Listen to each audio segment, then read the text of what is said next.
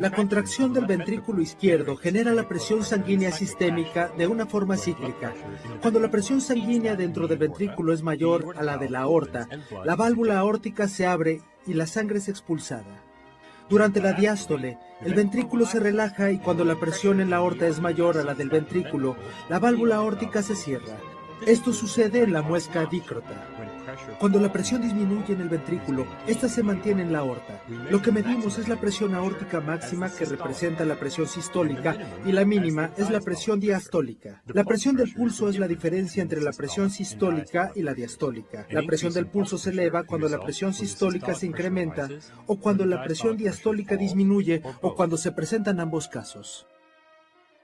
Examinemos por qué la elasticidad de la aorta es una determinante de la presión del pulso. La aorta normal tiene paredes elásticas que se expanden en la sístole. La energía cinética del flujo sanguíneo hacia adelante se convierte en energía potencial que se almacena en las paredes aórticas estiradas. Durante la diástole, esta energía es liberada conforme las paredes regresan a su tamaño normal, lo que ayuda a mantener la presión diastólica. El envejecimiento, la hipertensión y la aterosclerosis reducen la elasticidad de la aorta. La aorta rígida es menos capaz de absorber la presión durante la expulsión ventricular, lo que provoca una mayor presión sistólica. Además, almacena menos energía potencial y es incapaz de mantener la presión diastólica. La presión sistólica elevada y la diastólica disminuida amplían la presión del pulso.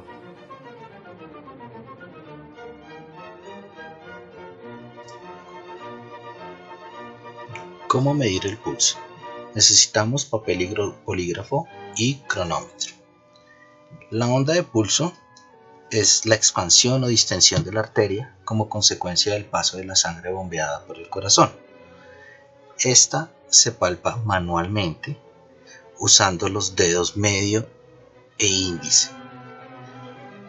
Lo que se busca es presionar suavemente contra la estructura interna y firme, en este caso el hueso, para sentir el pulso.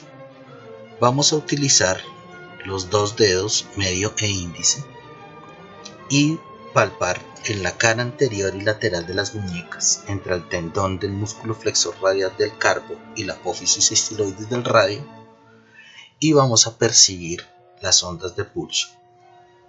Estas ondas de pulso deben tener una amplitud representada en el plano cartesiano por las y una duración representada en el plano cartesiano por las X.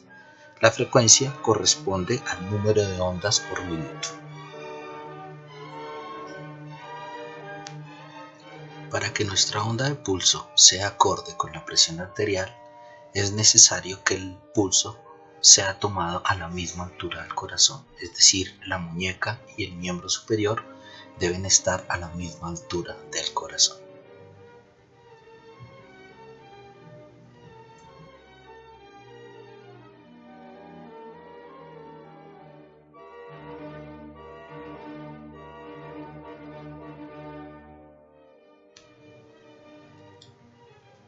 La representación de la onda de pulso está dada por dos ejes. Uno de las X, en la que representa el pico más alto de la onda, y el eje de las Y, en donde representa la duración de la onda. Esta onda es un símbolo o es un reflejo de la presión de la sangre bombeada por el corazón a través de los vasos y percibida a través de la onda, a través del pulso. Por esta razón, se grafica de la siguiente forma y nos muestra especialmente la amplitud, la fuerza con que la sangre está empujando la arteria para que ésta se distienda durante cada latido cardíaco. Esto es lo que nos representa la presión arterial a través de la onda de pulso. Lo que quiere decir a través de estas ondas es que a mayor amplitud, mayor presión, a menor amplitud, menor presión.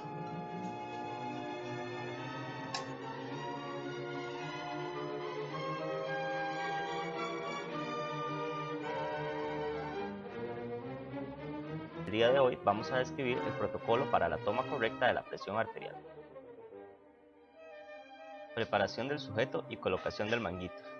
Para obtener resultados válidos, el sujeto debe haber evitado actividad física, fumado, ingesta de cafeína y alimentos por lo menos en los 30 minutos previos al procedimiento. El sujeto debe encontrarse sentado, relajado, con la espalda recostada y los pies apoyados sobre una superficie firme, con el brazo expuesto hasta el hombro y el antebrazo con apoyo, a nivel del corazón. Al colocar el manguito, debe localizar primero la arteria braquial y colocar este alrededor del brazo, 1 pulgada por encima del pliegue del codo, con la línea que lo indica alineada con la arteria braquial. El manguito debe ser del tamaño adecuado para cada persona. Un manguito pequeño puede sobreestimar la presión arterial. Por otro lado, un manguito grande la puede subestimar. Asegúrese que el manguito quede ajustado, pero que permita deslizar 2 dedos entre este y la piel.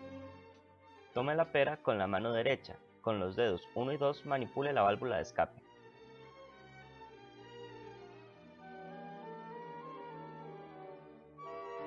Método palpatorio.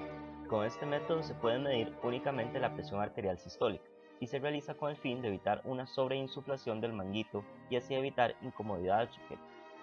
Primero debe localizar el pulso radial ipsilateral al brazo al cual se le colocó el manguito del esfigmomanómetro. Debe insuflar rápidamente hasta que la presión indique 70 milímetros de mercurio.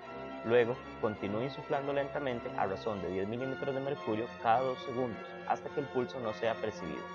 Esto le indicará la presión arterial sistólica. Cuando desaparece el pulso, insufle el manguito de 10 a 15 milímetros de mercurio más. Luego, empiece a desinflarlo a razón de 2 a 3 milímetros de mercurio cada segundo para determinar la reaparición del pulso radial y confirmar el dato de presión arterial sistólica.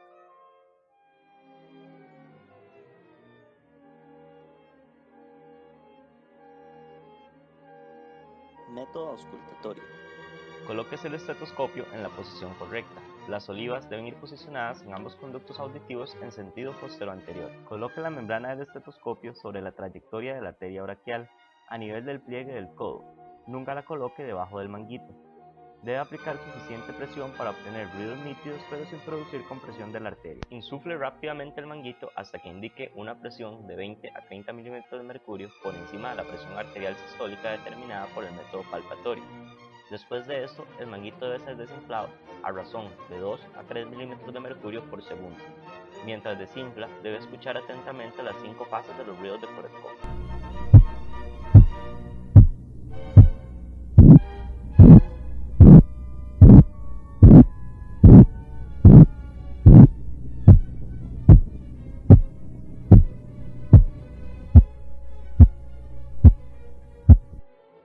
Para asegurarse que se alcanzó la presión arterial diastólica, se debe continuar desinflando el manguito 10 milímetros de mercurio luego de la fase 5.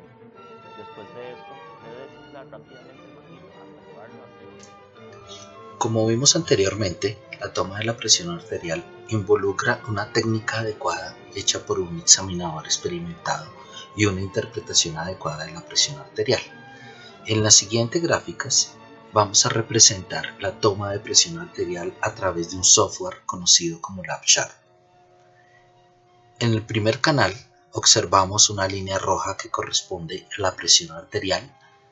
En el segundo canal observamos las diferentes ondas de pulso. Y en el tercer canal observamos el sonido de la arteria braquial, que es la que se está auscultando.